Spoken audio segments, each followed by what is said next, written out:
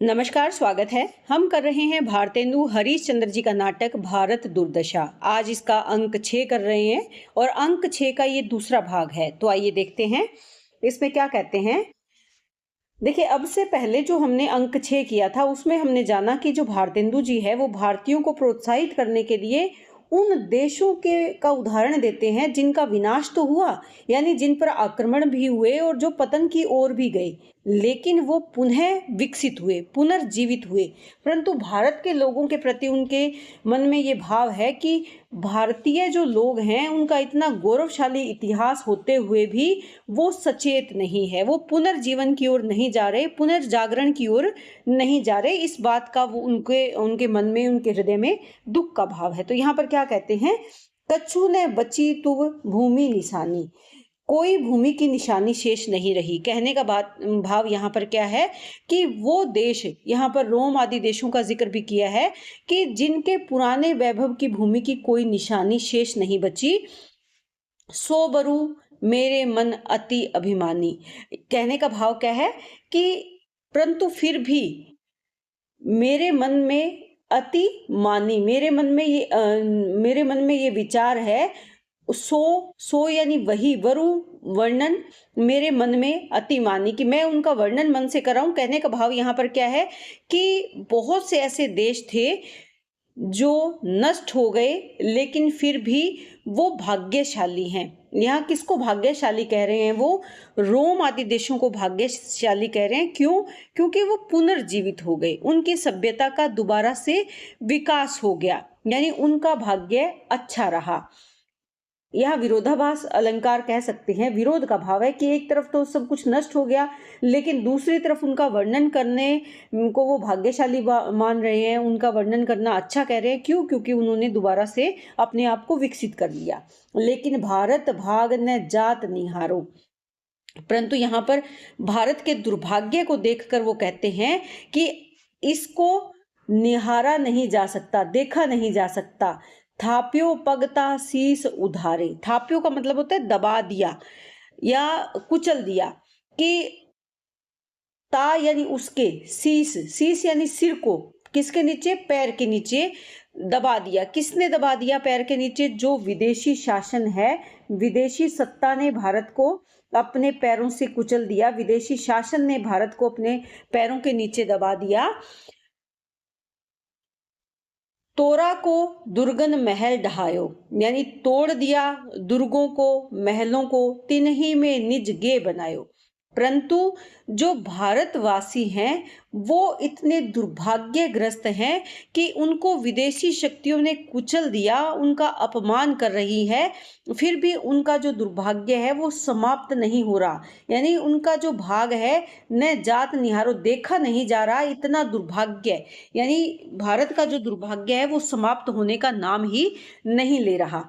लेकिन जिन लोगों ने किले तोड़ दिए, महल तोड़ दिए, उन्हीं लोगों ने बाद में उन्हें निज, निज यानी अपनी, गे, गे से अभिप्राय क्या है, घर बना लिया, यानी उन्हीं में अपना विकास कर लिया। उसी उजड़ी हुई भूमि पर वो बस गए और उसी सभ्यता का हिस्सा बन गए। अर्थात उन्होंने क्या किया, पुनर्निर्माण किया, अपने आप को विकसित किया, विकास किया। ये किन के बारे में? उन देशों के बारे में जिनका पतन तो हुआ था, लेकिन अपने पतन से वो निराश नहीं हुए, अपने आप को उन्होंने कमजोर नहीं देखा, बल्कि आक्रमण भी झेले, विनाश भी झेला, परंतु फिर से वो सभ्यताएं, वो देश पुनः से उठ खड़े हुए। तो यहाँ पर भारत के गौरवशाली अतीत का भी चित्रण किया है, इसके साथ साथ ये उदाहरण दिया है कि अन्य देशों की तरह भारत में अभी भी जागृत जनता नहीं हुई है। ते कलंक सब भारत केरे, ते यानी वे सब, जो कलंक है वो भारत केरे, यानी कलंक और दुर्भाग्य के जो चिन्ह है वो भारत में आज भी हैं। ठाड़े अजहू लखो घनेरे, ठाड़े यानी रुके हुए, अजहू अभी भी, लखों दिखाई दे रहे हैं, घनेरे यानी बहुत सारे।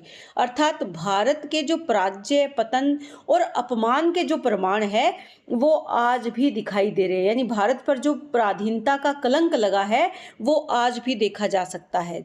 काशी, प्राग, अयोध्या नगरी, चाहे काशी है, प्रयाग है या अयोध्या नगरी है, दीन रूप सम ठाड़ी सगरी, सगर यानी सारी, दीनता के रूप को धारण करते हुए, दीन रूप के सम यानी समान, ठाड़ी, ठाड़ी से विप्राय क्या है, खड़ी है, कि सब दीन भाव लेकर, अर्थात इन नगरियों का, जो महान नगरियां थी जहां पर भारत की सभ्यता, संस्कृति, धर्म, ज्ञान का विकास हुआ था, वो अब दीनता के भाव के साथ खड़ी हुई देखी जा सकती है। तो यहाँ पर मानवीकरण अलंकार का सुंदर प्रयोग हुआ है। चंडालहु जेहि निरखी घिनाई, और इनकी स्थिति कैसी हो गई है, जिन्हें चंडाल भी अगर देखे, जेहि जिसको देखकर, निरखी यानी देखकर, घिनाई घिन आती है, यानी चंडाल जो कृत कार्य करता है, परंतु उसको भी इन नगरियों को देखकर, भारत की दुर्दशा को देखकर, उसके मन में भी इनको देखकर कैसा भाव आता है, घृणा का भाव उत्पन्न होता है। रही सबे भुअ मुंह मसी लाई, मसी क्या होती है, कालीमा, कालिख कह सकते हैं, कालिख या काली शाही, मसी यानी शाही, और कैसी, कालिख कह सकते हैं। रही सबे भुअ मुंह मसी लाई, कि सभी, भारत की दयनीय दशा कैसी है कि जिससे चंडाल भी घृणित हो जाए, और ऐसे लगता है कि पूरी जो भुआ, भुआ यानी पृथ्वी है, उसने अपने मुंह पर मानो कालिख पोत कर वो लज्जित भाव से खड़ी है। हाय पंच नद हा पानीपत, पंच नद, पांच नदियों का जो देश कहा जाता है, या पांच नदियों का जो क्षेत्र कहा जाता है, वो कौन सा है, पंजाब है। भारत का पंजाब क्षेत्र जो पांच नदियों से युक्त है, और पानीपत, जिसने उस इतिहास को देखा है, जिसका इतिहास गौरवशाली रहा है, जहां पर बड़े बड़े योद्धाओं ने भारत भूमि की रक्षा के लिए अपने प्राण न्यौछावर कर दिए, अपनी वीरता का प्रदर्शन किया। तो यहाँ पर ये वो परिस्थितियां थी जिन्होंने भारतीय राजनीति को बदल दिया। भारत के उस समय का चित्रण है जो वीरता, संघर्ष और गौरव का प्रतीक है। तो यहाँ किसके माध्यम से वर्णन किया गया है, पंजाब और पानीपत के माध्यम से। हाय शब्द जो यहाँ है वो क्या है, करुणा से युक्त भाव है। तो यहाँ अगर देखें इन पंक्तियों में तो करुण रस है, और अतीत का स्मरण कर रहे हैं लेखक, साथ ही साथ देश प्रेम का भाव भी है। और चंडालहू जेहि निरखी घिनाई, ये जो पंक्ति है यहाँ पर अतिशोक्ति अलंकार का भी सुंदर उदाहरण इसको कह सकते हैं।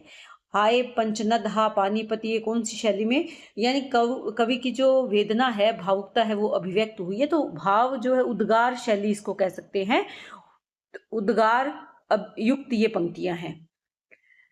अजहू रहे तुम धरनी विराजत, लेकिन कवि इस बात में अफसोस करते हैं कि अजहू, अभी भी रहे तुम धरनी विराजत, अभी भी तुम धरती पर विराजमान हो, इतना कुछ होने के बाद। हाय चित्तौर नीलज तू भारी, क्षेत्र विशेष का यहाँ मानवीकरण किया गया है। पंजाब और पानीपत की अवस्था को देखकर कहते हैं कि अभी भी तुम इस धरती पर विराजमान हो, इतनी दुर्गति होने के बाद, इतनी दुर्दशा होने के बाद तुम्हें यहाँ से चले जाना चाहिए था, यानी तुम्हें इस धरती का त्याग कर देना चाहिए था। तो मानवीकरण के अलंकार का प्रयोग करके यहाँ पर इन क्षेत्रों को संबोधित किया गया है। हाय चित्तौर नीलज तू भारी, हे चित्तौड़ तू बड़ा भारी निर्लज है, यानी लज्जा रहित है, जो आज भारत के अजहू खरो भारत ही मंझारी, यानी अभी भी भारत के मंझारी, मझधार या बीच में खड़े हो, कि तुमने तो अपनी लज्जा का त्याग कर दिया, भारत का गौरव नष्ट हो गया, भारत का स्वाभिमान नष्ट हो गया। क्योंकि जो चित्तौड़ का दुर्ग है वो किसका प्रतीक है, भारत के स्वाभिमान का प्रतीक है। तो यहाँ पर कहने का भाव क्या है कि चित्तौड़ जो वीरता का क्षेत्र माना गया है, वो भी अभी तक खड़ा है, यानी भारत का स्वाभिमान का प्रतीक जो चित्तौड़ है, यहाँ अगर देखा जाए तो वास्तविक निंदा नहीं बल्कि गहरे दुख के भाव की अभिव्यक्ति यहाँ इन पंक्तियों के माध्यम से की गई है। जा दिन तुम अधिकार नसायो, नसायो यानी समाप्त हो गया, नष्ट हो गया, जिस दिन तुम्हारा अधिकार और गौरव समाप्त हो गया, सो दिन क्यों नहीं धरनी समायो, उसी दिन जिस दिन तुम्हारा स्वाभिमान खत्म हो गया, तुम्हारा अधिकार इस धरती से नष्ट हो गया, भारत भूमि से समाप्त हो गया, तुम विदेशियों के अधीन हो गए, उसी दिन तुम धरती में क्यों नहीं समा गए, अर्थात तुम अभी तक जीवित हो इस पराधीनता की पीड़ा को झेलते हुए, ये तुम्हारे स्वाभिमान को, आत्मसम्मान को शोभा नहीं देता। रहो कलंक न भारत नामा, क्यों रे तू वाराणसी धामा। यहाँ पर क्या कहते हैं कि भारत की पराधीनता और पतन, जो भारत भाग्य यहाँ पर मानता है कि एक राष्ट्रीय कलंक है, वह चाहता है कि भारत फिर से अपने गौरव को प्राप्त करे। रहे कलंक न भारत नामा, भारत के नाम के साथ जो कलंक है वो ना रहे।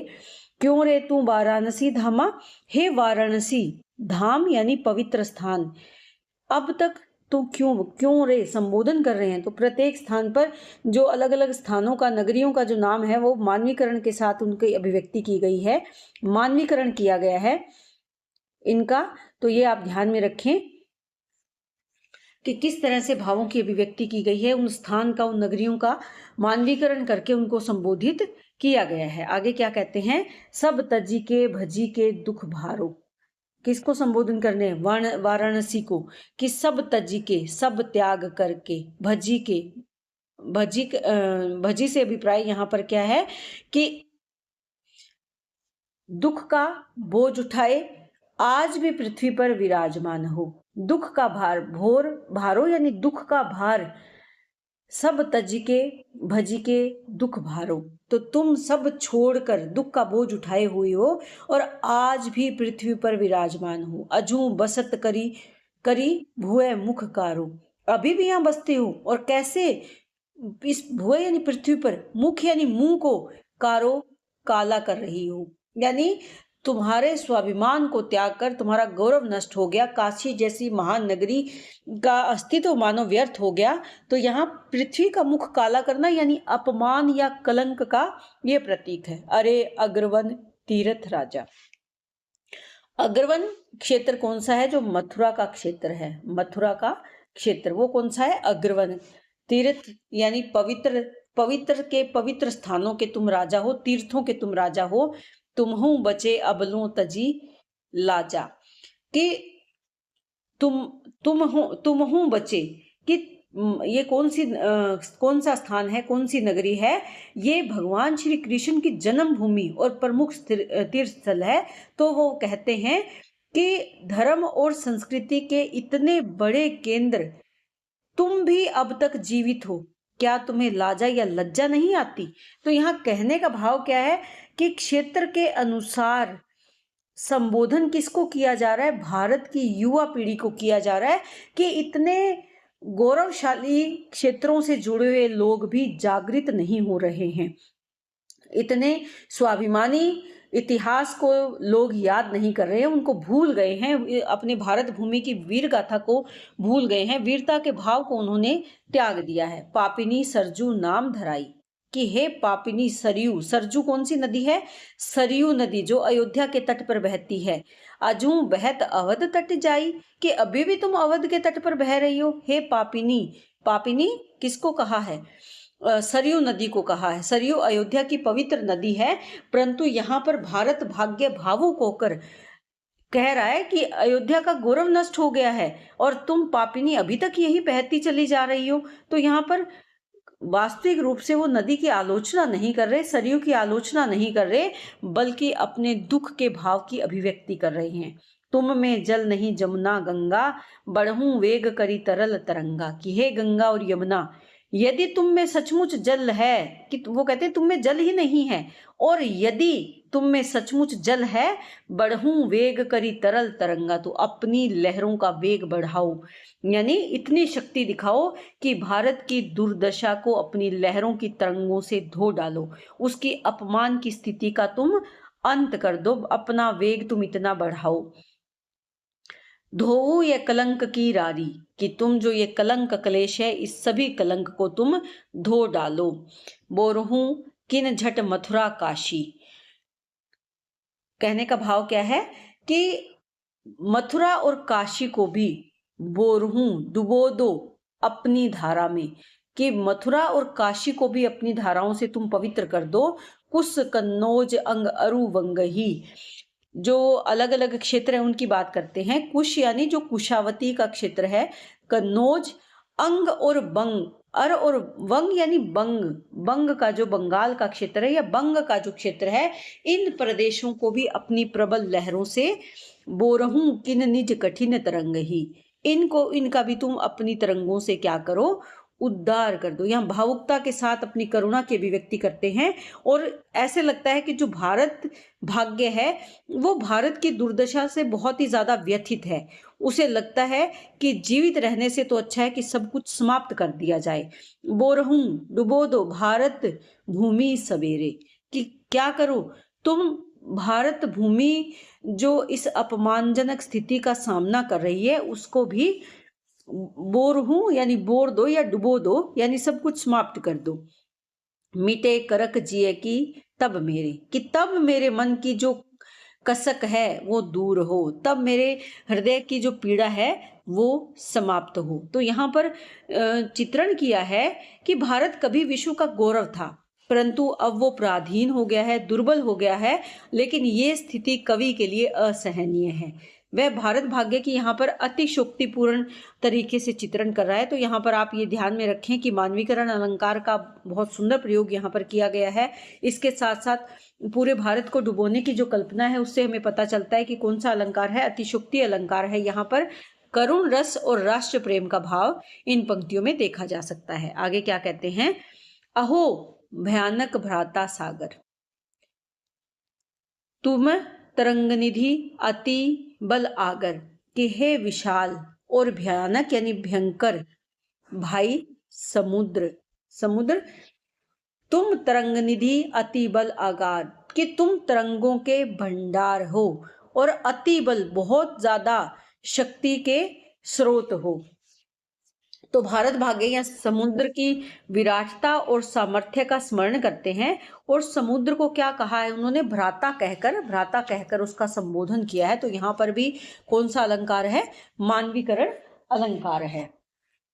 बोरे बहु गिरि बन अस्थाना, पै बिसरे भारत हित जाना, कि तुमने अनेक पर्वतों को, गिरी यानी पर्वतों को, बोरे बहु यानी बहुत सारे पर्वतों को, वन क्षेत्रों को और अनेक स्थानों को अपने भीतर डुबो दिया है। बोरने का अभिप्राय क्या है, डुबोना। परंतु पै बिसरे भारत हित जाना, परंतु तुम बिसर गए हो यानी भूल गए हो। किसको भूल गए हो, भारत के हित को भूल गए हो। तो यहाँ पर समुद्र की शक्ति का अतिशोक्तिपूर्ण वर्णन किया गया है। साथ ही वो कहते हैं कि तुमने बहुत सारी भूमियों को डुबो दिया है, बहुत सारे क्षेत्रों को, वनों को अपने भीतर समा लिया है, लेकिन तुम भारत भूमि को भूल गए हो।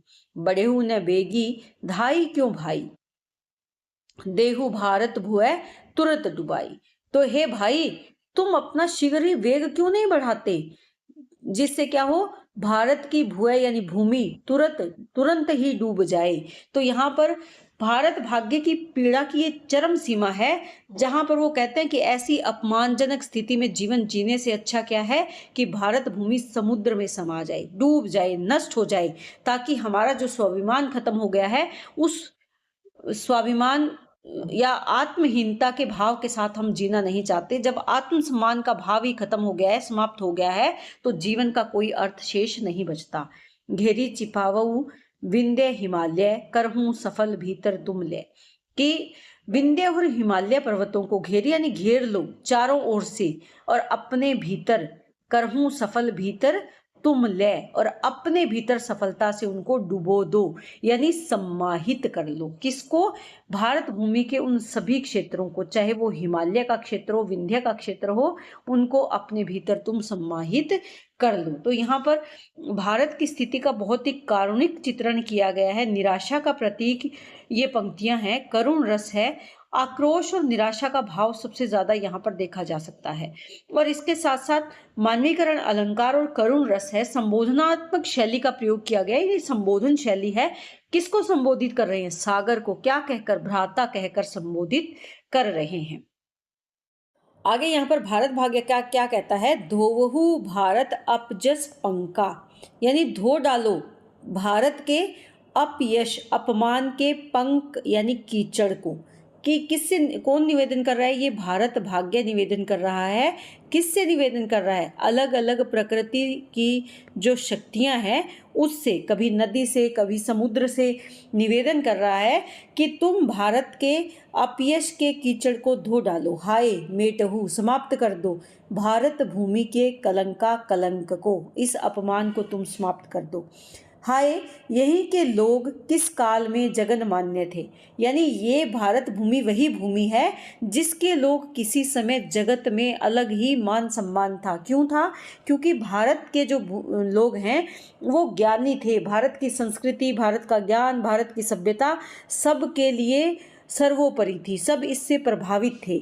लेकिन साथ ही कहते हैं कि जेहि छिन जिस क्षण बल भारे, यानी बलवान जो वीर थे सबे तेग धारे, सब क्या कर लेते थे? तेग यानी तलवार या शस्त्र धारण कर लेते थे। तब सब जग धाई फेरते हे दुहाई, तब सब संसार धाई यानी भागना, भागते फिरते थे, दुहाई लेते थे कि बचाओ, किससे? भारतीय वीरों से। तो यहाँ पर अतिशोक्तिपूर्ण अलंकार का प्रयोग किया गया है।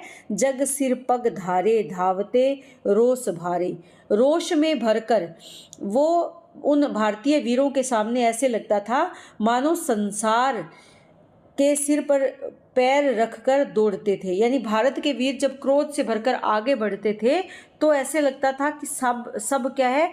रोष के मारे भाग रहे हैं, दौड़ रहे हैं। तो भारत की जो अद्भुत शक्ति है या विजय भावना का चित्रण किया गया है।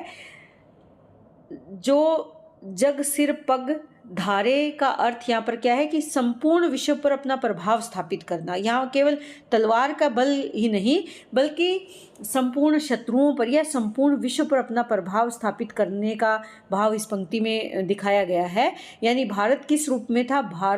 भारत सर्वोच्च शक्ति के रूप में प्रतिष्ठित था। एक समय वो था जब भारत का अतीत कैसा था? स्वर्णिम था, गौरवशाली था। लेकिन अब क्या है? परिस्थितियां बदल गई है और बदली हुई परिस्थितियों से कौन परेशान है, दुखी है? भारत भाग्य। यहाँ पर कवि भारत भाग्य के माध्यम से अपने भावों की अभिव्यक्ति कर रहे हैं। विपुल अवनी जीती पातले राजनीति, पालते राजनीति। विपुल यानी संपूर्ण, यानी भारत के वीरों ने इस विशाल धरती को, अवनी यानी पृथ्वी को जीत कर पाल लिया था। किसको? राजनीति को। यानी उत्तम राजनीति और शासन का, पालने का अभिप्राय क्या है? पालन किया, यानी उत्तम राजनीति और शासन चलाया। जग इन बल कांपे देखी के चंड दापे। जो सारा संसार है, जग यानी संसार, इनके बल से या इनके प्रचंड ताप को देखकर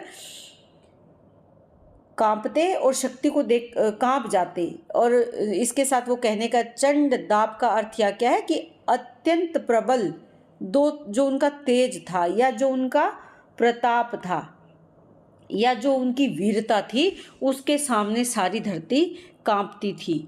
सोई यह पिय मेरे है रहे आज चेरे, कि वही मेरा पिय यानी प्रिय भारत आज दूसरों का चेरे। चेरे क्या होता है?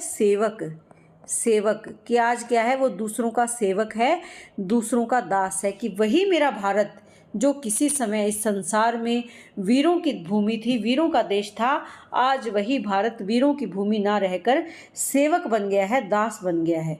ये कृष्ण बरण जब मथुरा तान, कृष्ण की चर्चा कर रहे हैं। करते अमृतोपम वेद गान, कि जब वे श्याम वरण कृष्ण क्या करते थे? भारत भूमि पर मधुर स्वर में अमृत रस या अमृत के समान वेदों का गान करते थे। किसमें? मधुर तान में। सब मोहन सब नर नारी वृंद, कि तब सब उनसे मोहित हो जाते थे। उनकी मधुर वाणी को सुनकर सब नर और नारी वृंद यानी पशु पक्षी भी उनसे मोहित हो जाते थे। वृंद समूह जिसको कहेंगे। सुनी मधुर वरन सज्जित सुछंद। तो यहाँ पर किसका वर्णन किया गया है? श्री कृष्ण का वर्णन किया गया है, जो भारत की संस्कृति, ज्ञान, वैदिक परंपरा इतनी आकर्षक थी कि सब जो लोग हैं सुछंद यानी आनंद पूर्वक और प्रसन्न मन से यहाँ पर निवास करते थे, मधुर वाणी को सुनते थे और उसको ग्रहण करते थे। कृष्ण जी जैसे यहाँ पर मधुर गान करने वाले विद्वान हुए हैं जो इस धरती पर भारत भूमि जैसे क्षेत्र में आए और उन्होंने नर नारी और वृंद समूह को मोहित किया। किससे? अपनी मधुर तान से। जग के सभी जन धारी स्वाद, यानी इस संसार के, जग यानी संसार के सब जन, सभी लोग, धारी धारण किया, स्वाद यानी आनंद और रुचि के साथ। आनंद, स्वाद से अभिप्राय क्या है यहाँ पर? आनंद। आनंद सुनते इन्हीं को बीन नाद, जो भारत की मधुर तान है, भारत का जो संगीत है, भारत की जो बीन यानी वीणा की जो मधुर नाद है, इसका आनंद लेते थे। विश्व भर के लोग इसको सुनकर क्या करते थे? आनंदित होते। इनके गुण हो तो सब ही चैन, कि इन्हीं के गुणों के कारण सबको चैन आता, यानी शांति और सुख प्राप्त होता। चैन आना यानी शांति प्राप्त होना। इन्हीं कुल नारद तानसेन, और इन्हीं के कुल में बड़े बड़े संगीतज्ञ जैसे नारद और तानसेन जैसे महान संगीतज्ञ हुए हैं। इन्हीं के क्रोध किए प्रकाश, सब कांपत भूमंडल आकाश। लेकिन जब इनका क्रोध प्रकट होता तब संपूर्ण पृथ्वी, भूमंडल यानी संपूर्ण भूमंडल कांपने लगता, पृथ्वी और आकाश भी कांपने लगता। यानी ये सुख और आनंद देने वाले भी थे, मधुर तान सुनाने वाले भी थे, लेकिन अपनी वीरता का प्रदर्शन, अपनी पराक्रम का प्रदर्शन करने से भी कभी पीछे नहीं हटते थे। इनकी वीरता और पराक्रम से संपूर्ण आकाश और भूमंडल कांपने लगता था। इन्हीं के हुंकृति शब्द घोर, गिरी कांपत है सुनी चारों ओर, कि इनकी हुंकृति से अभिप्राय क्या है? इनकी जो हुंकार है, यानी जब ये युद्ध की हुंकार भरते तो उसको सुनकर, उसका शब्द कैसा था? घोर था, घनघोर ध्वनि उत्पन्न करते थे। यानी इनकी हुंकारों से गिरी यानी पर्वत कांप जाते थे, सुनी चारों ओर, और चारों ओर वो इस तरह से गूंजती थी, गर्जना होती कि चारों ओर के पर्वत भी थरथरा उठते थे। तो यहाँ पर साथ ही संस्कृति की महानता का चित्रण किया गया है। संगीत कला के माध्यम से नारद और तानसेन जैसी विभूतियों का चित्रण किया गया है, परंतु उसके साथ ही युद्ध कौशल यानी वीरता, उनके शौर्य का भी चित्रण किया गया है कि वो विश्व में अपने एक अलग स्थान रखते थे। जब लेत रहे कर में कृपान, कृपान से अभिप्राय क्या है? तलवार धारण करते थे। कर यानी हाथ में, जब वो अपने हाथ में तलवार धारण करते, इन्हीं कहे हो जग तृण समान, तब संपूर्ण संसार इनके सामने कैसा लगता? तृण यानी तिनके के समान प्रतीत होता। अर्थात ये इतने वीर शक्तिशाली थे कि इनका कोई सामना करने के लिए भी तैयार नहीं होता। सब इतने कमज़ोर या दुर्बल नजर आते थे। किसके समान? तिनके के समान। सुनी के रन बाजन खेत माही, इन्हीं कहें हो जिये सक नाही, कि युद्ध भूमि में, रणभूमि में रणबाजन, जब युद्ध भूमि में बाजन से अभिप्राय क्या है? जब युद्ध के नगाड़े बजते थे, उनको सुनकर, सुनी के खेत माही, इन्हीं कहे हो जिये सक नाही, यानी भारत के जो वीर युद्ध में कभी डरते नहीं थे, वे जब लोग युद्ध की ध्वनि सुनकर भयभीत हो जाते हैं तो उसी समय भारत के जो वीर योद्धा थे उनमें युद्ध की ध्वनि से डर उत्पन्न नहीं होता था, बल्कि रणभूमि में जाने के लिए वो उतावले होते थे, यानी उनमें वीरता का भाव था। यही भू मैं होत है हीरक आम कपास, और ये वही भारत भूमि है जहाँ हीरे भी उत्पन्न होते हैं, आम भी उत्पन्न होते हैं और कपास भी उत्पन्न होती है। तो यह भारत की प्राकृतिक संपदा का वर्णन किया गया है, समृद्धि का वर्णन किया गया है। हीरक से अभिप्राय क्या है? जो खनिज संपदा है, जो भूमि से हम निकालते हैं, हीरे आदि खनिज पदार्थ। आम यहाँ कृषि और प्राकृतिक सौंदर्य का प्रतीक है। इसके साथ जो कपास है वो भारत की आर्थिक और औद्योगिक समृद्धि का प्रतीक है। यानी भारत भूमि में सभी प्रकार से अन्न धन पर्याप्त मात्रा में यहाँ उत्पन्न होता है। इतही हिमगिरी गंगाजल काव्य गीत प्रकाश, और यहीं पर हिमगिरी यानी हिमालय है, यहीं पर गंगा का पवित्र जल है और यहीं पर काव्य और संगीत का प्रकाश फैलता है या फैला हुआ है। तो यहाँ हिमगिरी यानी हिमालय जो महानता का, गौरव का प्रतीक है, गंगा जल यहाँ जो पवित्रता का और आध्यात्मिक संस्कृति का प्रतीक है। काव्य गीत की अगर बात करें तो ये भारतीय साहित्य, संगीत, कला की जो समृद्ध परंपरा रही है उसका प्रकाश चारों ओर फैला हुआ है, यानी भारत भूमि सबको समृद्ध करने वाली भूमि है। जाबाली, जैमिनी, ये विद्वानों के चित्रण किया गया है जो हमारे भारत भूमि पर अलग अलग क्षेत्रों के विद्वान हुए हैं, चाहे जाबाली है, जैमिनी है, गर्ग है, पातंजलि, सुखदेव, यानी अलग अलग जो जाबाली, जैमिनी, गर्ग ऋषि, पतंजलि, सुखदेव जैसे जो महान ऋषि भारत भूमि की गोद में निवास करते थे। रही भारत ही अंक यानी गोद में, कभी सबे भुवदेव, यानी जो पृथ्वी के भुव यानी पृथ्वी, देव यानी देवता, पृथ्वी के जो सभी जितने देवता हुए हैं सब भारत भूमि की गोद में ही बड़े हुए हैं या भारत भूमि की गोद में ही उत्पन्न हुए हैं। यही भारत मध्य में रहे कृष्ण मुनि व्यास, कि इसी भारत में मध्य में यानी यहीं पर इसी स्थान पर जो महर्षि व्यास है, श्री कृष्ण हैं, वो उत्पन्न हुए या रहे, जिनके भारत गान सो भारत बदन प्रकाश, की जिन्होंने महाभारत जैसे महाकाव्य की रचना ही नहीं की बल्कि भारत का जो जीवन दर्शन है, जो नीति है, जो धर्म है, इतिहास है, उस विशाल भारत गान को किसके माध्यम से दिया? महाभारत जैसी रचना इसी भारत भूमि पर हुई है। तो भारत भाग्य यहाँ पर कहता है कि व्यास के कारण भारत का नाम संसार में प्रकाशित हुआ है। यही भारत में रहे कपिल सुत दुर्वासा ऋषि की बात कर रहे हैं, कपिल सुत और दुर्वासा जैसे महान ऋषियों की बात कर रहे हैं। यही भारत में भय शाक्य सी संन्यास, शाक्य वंश से कौन संबंधित है? भगवान बुद्ध, जो गौतम बुद्ध संबंधित है, उनके संन्यास की बात यहाँ की गई है कि यही वो भारत भूमि है जहाँ पर भगवान बुद्ध ने संन्यास लेकर लोगों का उद्धार किया। क्यों? वो शाक्य कुल में उत्पन्न हुए, तो शाक्य सी जो करुणा, अहिंसा और हमें उस मार्ग पर चलने का संदेश भी किसने दिया? भारत भूमि में उत्पन्न शाक्य यानी भगवान बुद्ध ने ही भारत भूमि के माध्यम से ये संदेश सारे संसार को दिया है। तो यहाँ पर अगर केंद्रीय भाव की बात करें तो भारत कैसी भूमि है? भारत ऋषियों की भूमि है, दर्शन और अध्यात्म का केंद्र है, और इस भारत भूमि ने ही संपूर्ण विश्व को ज्ञान दिया है, योग दिया है, धर्म दिया है। ये किसने दिया है? ये सभी ऋषि मुनि हैं जिन्होंने इस प्रकार से भारत को ही समृद्ध नहीं किया बल्कि संपूर्ण धरा को, संपूर्ण विश्व को समृद्धि दी है। आगे क्या कहते हैं? यही भारत में भय मनु भृग आदिक होए, कि यही वो भारत भूमि है जिस पर ऋषि मनु, भृग आदि महान ऋषि उत्पन्न हुए हैं। जग में रहो घृणा करत नहीं कोई, इस संसार में कोई भी, जग यानी संसार में कोई भी घृणा नहीं करता। किससे? भारत भूमि से।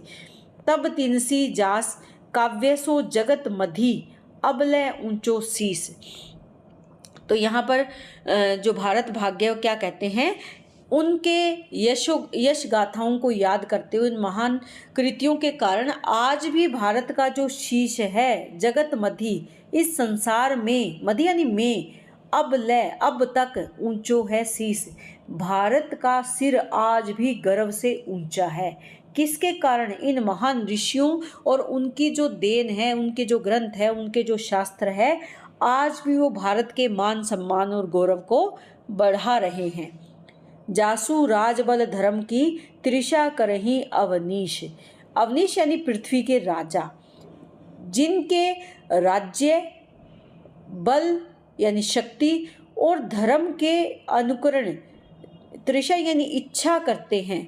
कौन? इस संपूर्ण धरती के राजा, भारत के राजाओं के बल के समान बल, भारत में फैले हुए धर्म के समान धर्म, की नकल करते हैं या ऐसे राजा बनने की इच्छा करते हैं कि वो भारत में उत्पन्न वीर शासकों के समान न्यायपूर्ण धर्मनिष्ठ होकर अपना शासन चलाएं। ऐसी भारत भूमि के राजाओं को देखकर इस संपूर्ण धरा के राजाओं की तृषा है, इच्छा रहती है। साई व्यास अरुराम के वंश सबे संतान। ये सभी लोग किसके संतान हैं? ऋषि व्यास और श्री राम की परंपरा के वंशज हैं। ये मेरे भारत भरे सोई गुण रूप समान। तो यहाँ पर क्या कहते हैं कि मेरे भारत, ये मेरे भारत ऐसे ही गुण और जो रूप यानी स्वरूप वाले श्रेष्ठ लोगों से भरा हुआ है, यानी परिपूर्ण है। अर्थात भारत भूमि वो भूमि है जो विद्वानों की भूमि है, धर्मात्मा राजाओं की भूमि है, आदर्श पुरुषों की भूमि है, महान कवि और दार्शनिकों की भूमि है, जिनका सभी गुणगान करते हैं। आगे क्या कहते हैं? सोई वंश रुधिर सोई मन विश्वास। यहाँ पर संबोधन कर रहे हैं। किसको संबोधन कर रहे हैं? भारत के लोगों को जगाने का प्रयास कर रहे हैं, भारत के युवा पीढ़ी को जगाने का प्रयास कर रहे हैं कि आज के जो भारतवासी हैं उनमें वो उसी वंश के हैं, वही रुधिर वही रक्त, सोई मन में विश्वास। कि भारतवासियों, जो आज की भारत की युवा पीढ़ी है वो उसी वंश की हैं, उससे वही रक्त उनकी नसों में बह रहा है, वही उनका मन है और वही उनका विश्वास है, वही वासना वही इच्छा है, चित वही हृदय के भाव है, आशय वही विलास। तो यहाँ किस लिए ये बात कही गई है कि यहाँ के जो भारतीय हैं उनको ये समझना चाहिए कि वो कोई साधारण नहीं है, बल्कि वो महान जो वीरों का रक्त उनकी भुजाओं में बह रहा है। कोटि कोटि ऋषि पुण्य तन, कोटि कोटि अति सूर, कोटि कोटि बुद्ध मधुर कवि मिले यहाँ की धूर। कि इस भारत भूमि की धूल में करोड़ों, कोटि कोटि यानी करोड़ों, ये वो भूमि है जिस पर पुण्य तन करोड़ों अति सूरवीर राजा हुए हैं, यानी पुण्य करने वाले ऋषि हुए हैं और करोड़ों ऐसे राजा हुए हैं जो सूरवीर थे। करोड़ों बुद्ध मधुर कवि मिले, बुद्धिमान मधुर रस से युक्त कवि मिले यहाँ की धूल। कि इस भारत भूमि की धूल में करोड़ों पुण्यात्मा ऋषि, करोड़ों महान और वीर बुद्धिमान मधुर कवि उत्पन्न हुए। धूल यानी धूल में, इस मिट्टी में, भारत भूमि की मिट्टी इतनी सौभाग्यशाली है कि इसमें महान ऋषि, वीर, विद्वान, कवि यहाँ पर उत्पन्न हुए हैं। तुम उनकी संतान हो, वही खून तुम्हारी नसों में बह रहा है। सोई भारत की आज यह भई दुर्दशा हाय। लेकिन वो अफसोस व्यक्त करते हैं कि हाय उस भारत की आज ये दयनीय दशा हो गई है। जिन वीरों की तुम संतान हो वो आज अगर होते तो ये देखकर दुखी होते। यानी तुम किसी प्रकार का कोई प्रयास नहीं कर रहे हो। कहा करे कित जाए नहीं सूझत कुछ उपाय। कि क्या करें, कहाँ जाएं, कोई भी उपाय नहीं सूझ रहा। कहने का भाव क्या है कि किसी प्रकार का कोई मार्ग नज़र नहीं आ रहा, क्योंकि भारत का जो गौरवशाली अतीत है वो केवल अब याद मात्र रह गया है। परंतु कोई समाधान इस निराशा के समय में ध्यान नहीं आ रहा कि कैसे इन भारतीयों को जागरूक किया जाए। ये इस चिंता का प्रतीक है कि अब कुछ नहीं सूझ रहा। भारत भाग्य कहता है कि मैं कुछ भी नहीं देख पा रहा हूँ, मुझे कुछ भी सुझाव नहीं आ रहा, कुछ भी दिखाई नहीं दे रहा कि मैं कैसे भारतीयों को इस मार्ग पर लेकर आऊँ, उनमें वीरता का भाव उत्पन्न करूँ, उनमें अपने देश की स्थिति को सुधारने का भाव उत्पन्न करूँ। भारत को फिर उठाने की अनेक चेष्टा करके उपाय निष्फल होने पर रोक कर, यानी भारत भाग्य, उस समय ये गीत यहाँ समाप्त हो जाता है और भारत भाग्य फिर से भारत को उठाने की कोशिश करता है और रोकर क्या कहता है, हो। यहाँ क्या है, हाँ, यानी दुख, निराशा और दुख का भाव व्यक्त करता है। भारतवर्ष की ऐसी मोह निद्रा ने घेरा है कि अब इसके उठने की आशा नहीं, कि अब भारतवासियों से मुझे किसी प्रकार की कोई आशा नज़र नहीं आती, क्योंकि जो भारत है वो भारतवासियों का प्रतीक है। सच है, जो जानबूझकर सोता है उसे कौन जगा सकता है। यानी भारत खुद जानबूझकर सो रहा है। कहने का भाव क्या है कि भारतवासी खुद प्रयासरत नहीं है, वो प्रयास नहीं कर रहे हैं, तो अब उन्हें कौन जागृत करे। हा देव, हे प्रभु, हे देव, तेरे विचित्रा चरित्रा है। जो कल राज करता था वह आज जूते में टांका उधार लगवाता है। यानी कल जो गौरवशाली जीवन जी रहा था बीते हुए इतिहास में, बीते हुए समय में, आज वो जूता भी टांका लगाकर उधार टांका लगवाता है। यानी आज उसकी स्थिति बहुत ही दयनीय हो गई, उसकी आर्थिक दशा बहुत खराब हो गई है। कल जो हाथी पर सवार फिरते थे आज वो नंगे पांव बन बन की धूल उड़ाते फिरते हैं। यानी कल जो जिनका जीवन वैभवशाली था आज वो गरीबी का जीवन जी रहे हैं। कल जिनके घर लड़के लड़कियों के कोलाहल कान नहीं दिया जाता था आज उनका नाम लेवा और पानी देवा कोई नहीं है। यानी एक समय ऐसा था जब घर में रौनक थी, लेकिन आज ना तो कोई उनके वंशज ऐसे बचे हैं, ना यानी नाम लेवा और पानी देवा कोई नहीं। यानी उनका ना तो कोई उनका नाम लेने वाला बचा है, ना ही उन्हें कोई पानी देने वाला बचा है। अर्थात वीरों का वंश अब जैसे समाप्त हो गया है। और कल घर अन्न धन पूत लक्ष्मी हर तरह से भरे थे। अन्न धन यानी अन्न धन के भंडार थे, आर्थिक स्थिति अच्छी थी। पूत यानी उनके वंशज थे, उनके पुत्र आगे थे, उनके घरों में लक्ष्मी निवास करती थी। आज उन घरों में तूने दिया बालने वाला भी नहीं छोड़ा, और आज उनमें कोई प्रकाश कर दिया यानी प्रकाश करने वाला भी तुमने नहीं छोड़ा। अर्थात वहाँ चारों ओर अंधेरा छाया है। हाँ, जिस भारतवर्ष का सिर व्यास, वाल्मीकि, कालिदास, पाणिनि, शाक्य, सिंह, बाणभट्ट प्रभृति कवियों के नाम मात्र से अब भी सारे संसार में ऊंचा है। यानी आज भी हमारे उन महान ऋषियों का सम्मान या नाम मान सम्मान से लिया जाता है। उस भारत की ये दुर्दशा आश्चर्य व्यक्त करते हैं। जिस भारतवर्ष में राजा चंद्रगुप्त और अशोक का शासन रोम रूस तक माना जाता था, रोम और रूस तक फैला हुआ था, उस भारत की यह दुर्दशा। जिस भारत में राम, युधिष्ठिर, नल, हरिश्चंद्र, रतिदेव, शिवी इत्यादि पवित्र चरित्रा के लोग हो गए हैं, उसकी यह दशा। हाय भारत भैया उठो, देखो विद्या का सूर्य पश्चिम से उदय हुआ चला आता है। यानी अब पश्चिम का ज्ञान चारों ओर फैल रहा है, यानी पश्चिम से सब प्रभावित हो रहे हैं। हे भारत, ये सोने का समय नहीं है, उठो, अब सोने का समय नहीं। अंग्रेज का राज्य पाकर भी न जागे तो कब जागोगे। यानी अंग्रेजों के अधीन आकर भी तुम अगर जागृत नहीं हुए तो समय चला जाएगा। मूर्खा के प्रचंड शासन के दिन गए। अब राजा ने प्रजा का स्वत्व पहचाना है, यानी राजा ने प्रजा को पहचान लिया है। विद्या की चर्चा फैल चली है, सबको सब कुछ कहने सुनने का अधिकार मिला। देश विदेश से नई विद्या और कारीगरी आई, अर्थात जो अन्य देशों से भी हमने बहुत कुछ सीखा है। तुमको उस पर भी वही सीधी बातें, भांग के गोले, ग्राम गीत, वही बाल विवाह, भूत प्रेत की पूजा, जन्म पत्री की विधि, वही थोड़े में संतोष, गप हाँकने की प्रीति और सत्यानाशी चाले। यानी चारों ओर ज्ञान का विकास हो रहा है और तुम अभी भी पिछड़ा हुआ जीवन जी रहे हो। भाई सरल साधारण सीधी बातें कर रहे हो, भांग का नशा कर रहे हो, गाँव के गीत गाए जा रहे हो, जबकि सभ्यता विकास की ओर जा रही है। अभी भी तुम बाल विवाह जैसी कुरीतियों में फंसे हो, अभी भी तुम भूत प्रेत की पूजा कर रहे हो, जबकि किसका युग है? विज्ञान का युग है। थोड़े में संतोष करना, झूठी बातें करना तुम सीख गए हो, परंतु अब इनसे बाहर आने का समय आ गया है। हाय, अब भी भारत की यह दुर्दशा।